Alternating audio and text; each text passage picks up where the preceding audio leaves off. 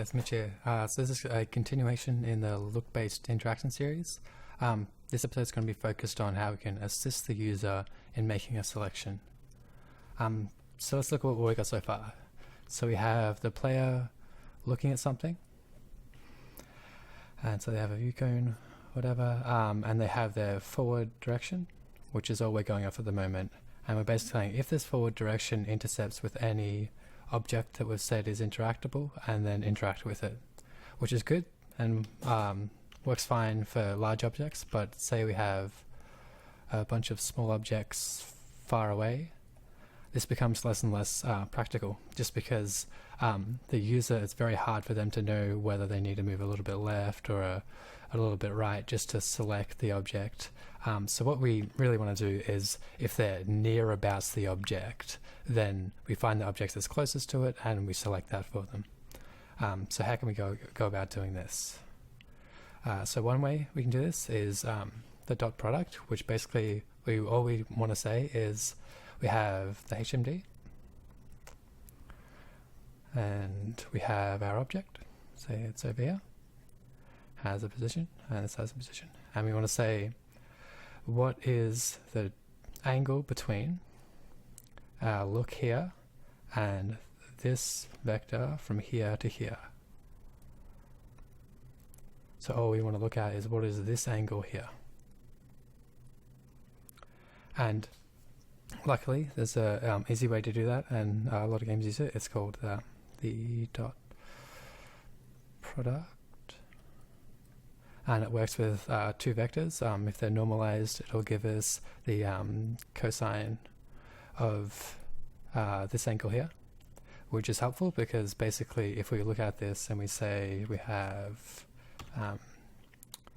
this up vector here, then a vector here with a 90 degrees, the dot product of these two vectors will be 0, as the cosine of 90 is 0. If you haven't done trigonometry for a while, you got the cosine wave, something like that, a bit prettier than that usually, but we got this 0, and then here, if we're talking in degrees, will be 90, here will be 180, here will be 270, and finally back to 360 degrees, or one full circle.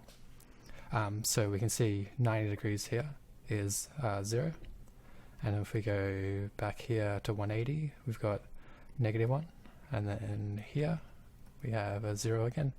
So basically this is gives us a value between 1 and -1, which is how close we're looking at this object. And so how we can use that to assist us is, say, if this angle between our look vector and this object is greater than, say, about 0.95, then we can say we're close enough that we can select it, basically. Okay, so how do we go about doing that in code? So I'm just going to open up the project we had before. This is the project we were using in the last episode, or the second last episode, actually. So I'm just going to open up this test spawn, and we're going to go about implementing this. So what do we need? Well, we need all the objects that we need to test against. So to do that in a fairly unoptimized way, I'm just going to search for all the objects with the interface we created. Go get all actors with interface. We'll do a better way later. This is just going to be for testing purposes. Interactable. So the reason why you don't want to do this is because we're going to be doing it pretty much every tick, and so then we're going to have to look at all the actors every tick, which is very unoptimized. So once we got all the actors, we can just loop through them and grab a for each loop. Should be cool. And then we're just going to do the dot product. So what we want to do is we want to find, where are we? We want to find, we need this forward vector, and we need this vector here, which is, or the vector from here to here, which we can do by grabbing the actor position, and then if we get the H and D well position and we subtract these two, which will give us the vector from here to here, I believe. And now if we just normalize these, just because this will allow us to get a value from 1 to -1, just because the dot product, if we want to have it be the cosine of theta, both the input vectors need to be normalized. And then if I just grab the HMD forward vector, and then I dot these two, which is cool. And now I'm just going to print that for the time being, just so we can see what's going on. No, not the duration, the string. And if we go down, and we go here, and now what I want to do is I just want to connect both these up. So first I want to check that, yeah, we'll do that later. Okay, cool. Just set these two pins here, just so it always executes and we can see the printing. So now if we launch it in the VR preview here, it's very hard to see. How about we so I know why, because our duration was set to 0. Let's say 5 seconds, just because. And now we can see, so we can see this value here. As we look to the right of the object, you can see it's at almost 0. And then if we look towards the object, the more it gets towards 1.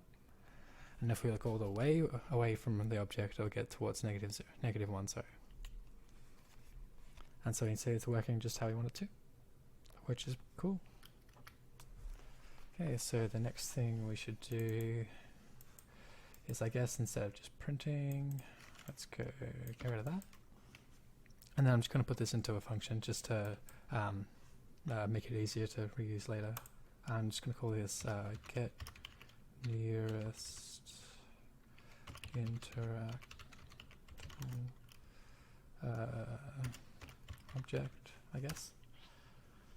Shocking name, but anyway. So all we need to do is return the object we want to do. So if I just grab an actor, and call this object, probably should be called actor, but anyway. And now if I grab these nodes and simply Control X, just cut, paste them, and now just disconnect this. And what I want is I want to, first I want two local variables. One is the current nearest object, so I'm just going to do nearest temp, and that's going to be an actor. Cool, cool. And then I want a threshold. And this will be the minimum value in which we will start adding things to the object. So if we look back here, we don't want this value to, we don't want to select them just whenever, like we want to select them within a range, and 0.95 seems to be a good range most of the time. So let's just say the threshold default is 0.95, and then what we want to do is we want to just compare this. So is this current dot product greater than the threshold? And if it is, then we want to make that the new threshold. Just make things pretty as we go. Cool. And then we want to set the nearest object to be that current object we're looking at. So, oops, too far. There we go. And now if we go back and complete this for loop and return the temp object we created, I got a pretty nice function of finding the object that we're nearest looking at, basically. So I'm just going to call that here, get nearest object.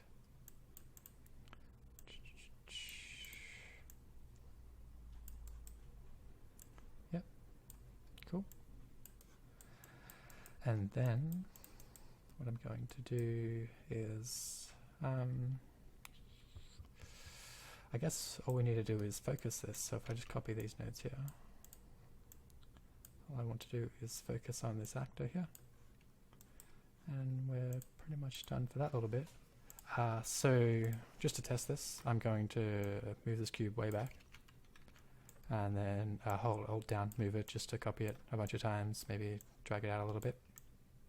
Cool. And now save, and let's test this out. So it should be selecting the nearest object. So you see we've got the red line here. The red dot is where we're actually looking, and this just helps us select because they're far away. We don't have to look exactly at them, but close enough that we can select whichever one we want, which is actually pretty neat if you look at it like this. Yeah, cool. Alright, so what else do we want? Optimization. Okay, this last step is recommended but not really necessary. I'm just going to create a new Brooklyn class, just actor and interactable. This makes things a little bit more complicated, but it might be worth it or might not be in your game. And so what this is basically going to do is it's going to call a function on the player and tell it that it's interactable, and it's going to do this whenever it's instantiated in the world, or when it leaves it's going to tell it that it's gone. So we're going to create an array here of interactable actors, just an actor, should be nice. Make that an array. Cool. And in this interactable class, first let's just set up the function. Add to interactable, cool. And we're just going to have an input of an actor.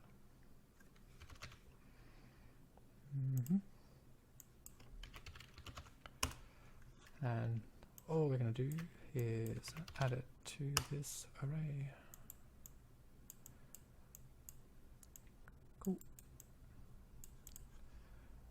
And then I'm just going to have another one, remove from interactable, and another input, having the actor, and then just going to remove that from the array. It's just simple functions, but it's nice to have them. Cool. And then in interactable, I'm just going to create a begin play, and I'm going to first I'm going to get player, and then I'm going to cast to my test one here. In your game it'll be your actual pawn that you're using, and now I'm going to add to interactable, which is what we want, and I want to do that to self, which is cool. So whenever we begin play with these, then we'll add it to interactable, which is cool. And then destroy, event destroyed. Okay, and what we want to do is do the same thing, but then just remove it from the array, just so we don't have any null values in there. Okay, so I want to remove from interactable self. Cool. That's set up the way we want. And now if we go back into the test pawn and we look at the get nearest interaction, instead of getting all actors with an interface, which will scan the entire all the actors every tick, I guess now. All we want to do is grab this array that we have now maintained, which is pretty sweet actually. Yep, and now that should be good to go.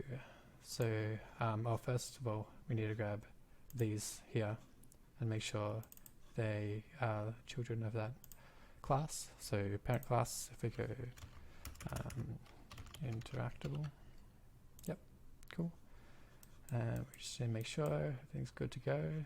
which it is, and we'll just hit play, and we'll see it works just as well as before, but it's a little bit more performant now, which is cool.